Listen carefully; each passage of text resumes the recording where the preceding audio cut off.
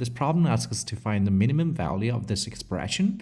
If we do the calculation algebraically, it would be really frustrating. We have to translate these numbers into shapes. So first of all, we have to observe for the things within the first square root, we have x squared plus 2 squared. And for the second one, we have 8 minus x squared plus 4 squared. And that might have already reminded you of the Pythagoras theorem, right? So the Pythagoras theorem, all right, which tells you that when you have a right angle with the sides A, B, C, and C is the longest side, you have A squared plus B squared is equal to C squared. And basically, we can consider this whole thing is the longest side of a certain triangle, right? So we're going to try to draw these two triangles out and try to see if these shapes will help us to find the smallest value of this expression.